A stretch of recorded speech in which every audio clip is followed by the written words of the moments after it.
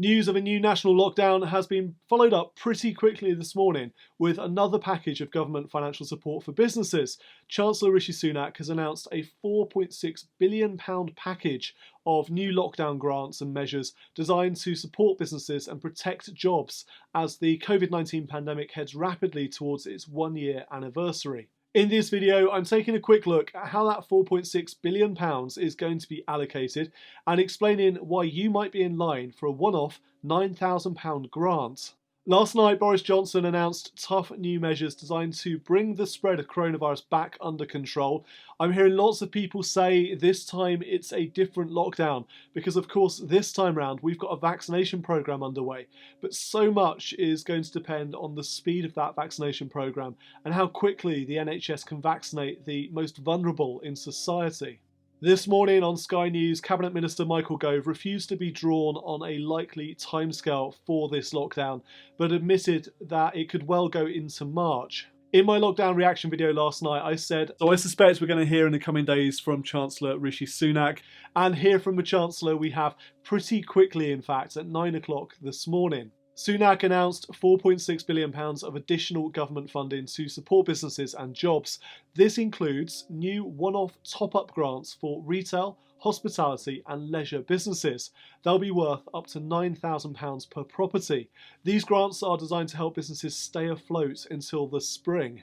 He also announced a £594 million discretionary grant scheme designed to support other impacted businesses, those businesses that won't qualify for the one-off grants.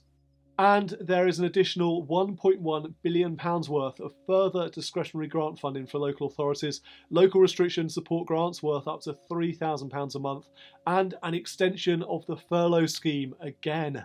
He's buried the lead a little bit there, hasn't he? Furlough for longer. Now, until the end of April instead of the end of March. Let's start by taking a closer look at that and what it means for employers and staff, and then I'll come back to these one-off grants and the criteria for application of those. The Coronavirus Job Retention Scheme allows employers to place their employees on furlough and pay them 80% of usual wages, up to a maximum of £2,500 a month, funded by a government grant. Employers only pay for the cost of their pension and national insurance contributions, and they can choose to top up wages to 100% if they want to. The furlough scheme had already been extended until March, so this morning's announcement adds a further month to the scheme, giving employers a little more certainty. We know that this lockdown is going to last until at least the middle of February, and likely a little bit longer than that, with forecasts suggesting that unemployment will peak in the summer at 7.5%. This longer furlough is an option available to employers who would otherwise need to lay off staff, so the longer it goes on for, the better. The one-off grants for closed businesses in the retail, hospitality and leisure sector is expected to cover more than 600,000 business properties, with total grants of £4 billion paid across the UK. The amount you can claim will depend on the rateable value of your property, and it's only available to closed businesses in those sectors.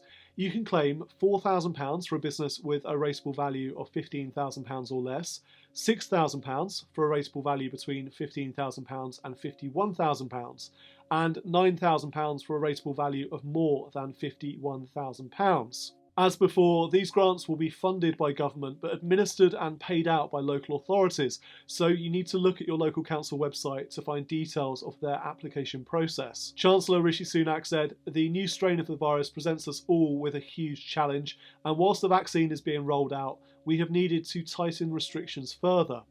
Throughout the pandemic, we've taken swift action to protect lives and livelihoods, and today we're announcing a further cash injection to support businesses and jobs until the spring.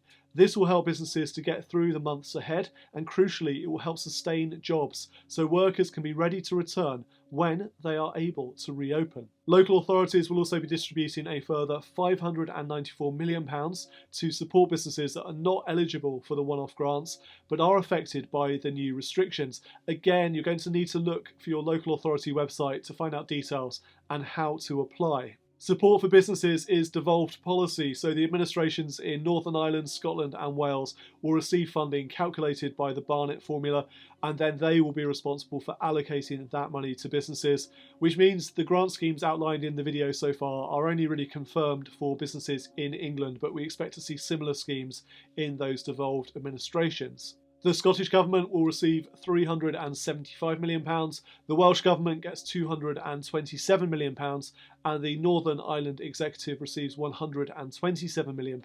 Is all of this enough to get businesses through the latest set of restrictions? Nothing replaces the ability to do business with your clients or customers and to make profit. Grants, loans, furlough schemes, they might be enough to keep businesses ticking over for the next few months. But what I would love to see once this lockdown is lifted is a significant programme, a significant package designed to relaunch and reinvigorate small businesses across the UK. In some countries already, we've seen people given prepaid cards loaded with cash to spend in high street businesses, and this helicopter money approach would be very welcome in the UK too once the lockdown is lifted. What do you think of this latest round of financial support announced by the Chancellor? Will it be enough to support businesses and to save jobs? Let me know in the comments. Are we following each other on Twitter yet? You can find me there at Martin Bamford. It's the place I tend to hang out online the most, so let's start a conversation there at Martin Bamford. Thank you for watching this video. Until next time, I'm Martin Bamford, and remember, when it comes to your money, the more you know, the faster it can grow.